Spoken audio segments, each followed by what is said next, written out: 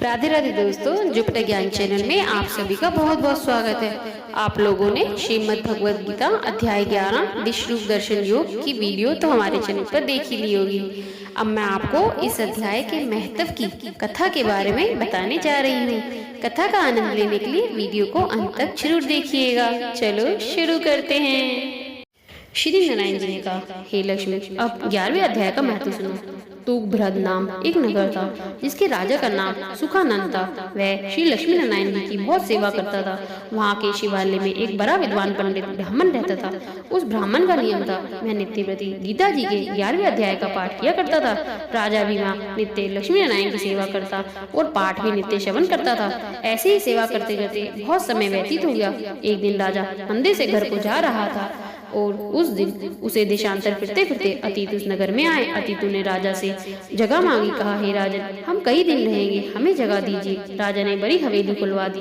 वहाँ अतीत रहे। राजा ने सीधा भिजवा दिया। खा पी कर अतीत बड़े प्रसन्न हुए। प्रातःकाल राजा उनके दर्शन को गए। राजा का पुत्र भी उनके साथ था। कई मित्र साथ थे। राजा हवेली में आया तब जो महंत था वहाँ राजा के साथ बातचीत करने लगा और राजा का पुत्र खेलने लगा। वहाँ एक प्रेत रहता था। उस प्रेत ने राजा के पुत्र को मार डाला। नौकर ने जाकर राजा को खबर दी, हे राजा जी, कुंवर को प्रेत ने मार डाला है। यद्यपि राजा प्रभु सेवा करता था, कथा श्रवण भी करता था, परंतु पुत्र के मुंह से राजा के मन में दुर्बुद्धि आ गई।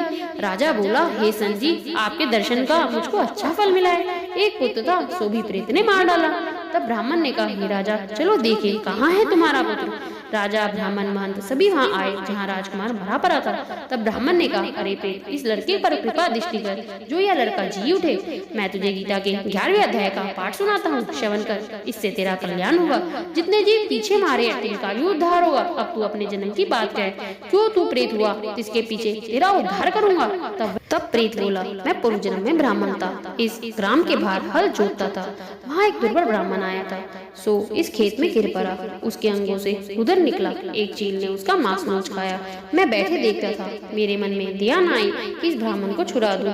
इतने में एक और ब्राह्मण आया। उसने देखा एक दुर्बल रोगी ब्राह्मण गिरा पड़ा है और चील नोच नोच कर उसका मांस खाती है। यह देखकर उसने मुझे कहा, अरे हल जोतने वाले ब्राह्मण, तू योगा प्रवीत धारण किए बैठा है, कर्म तेरे चंडाल के है। निर्दयी, तेरे खेत के पास ब्राह्मण का मांस चील नोच नोच कर खाती है।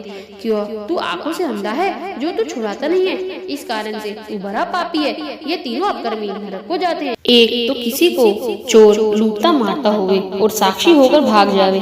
दूसरा रोगी हो, जिसकी खबर ना लेवे। तीसरे किसी को भूत लगा हो, वह छुड़ाना जानता हो, छुड़ावे नहीं। यह तीनों पापी नरक को जाते हैं। जो सर्व जीवों की सहायता और दया करते हैं, तिनको अश्वमेध यज्ञ का फल प्राप्त होता है। सो मेरे श्राप से तू पुरोहित नहीं पावेगा। तब मैंने उसके चरण पकड़कर कहा, मेरा उद्धार कैसे होवेगा? तब ब्राह्मण ने कहा, जब तुमको कोई गीता के 11वें अध्याय का पाठ सुनावेगा तब तेरा उद्धार होवेगा।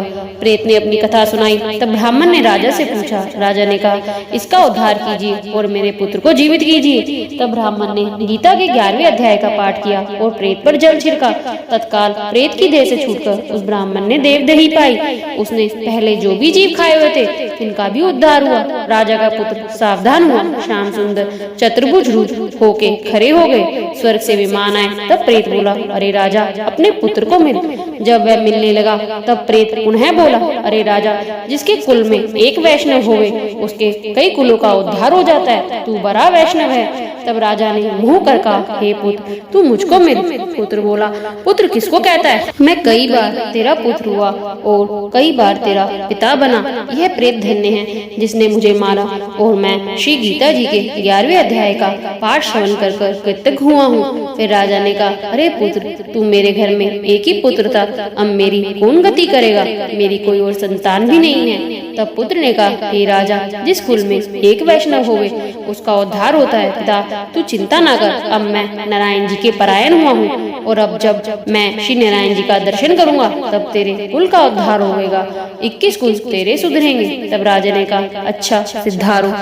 अब वह सब विमान पर बैठकर वैकुंठ को गए। तब उस ब्राह्मण ने से राजा ने 11वें अध्याय का पाठ श्रवण किया। मन में कहा, अब पुत्र पुत्री कोई नहीं, विरक्त होकर गीता का पाठ किया करे, तुलसी में जल चढ़ाया करे। ब्राह्मण साधु चले गए। राजा भी परम गति का अधिकारी हुआ। श्री नारायण जी कहते हैं, लक्ष्मी, यह 11वें अध्याय का महत्व था जो तुमने श्रवण किया है। अगर ये कथा आपके मन को छू गई हो तो इसे लाइक करें, अपने दोस्तों के साथ शेयर करें और कमेंट करना मत भूलना, क्योंकि यह वही कथा है जहाँ मानवता ने खुद को पहचाना है। मिलते हैं अगली वीडियो में श्रीमद् भगवद गीता के अगले अध्याय के साथ। जय जय श्री कृष्णा, जय जय श्री राधे। तब तक मुस्कुराते रहिए।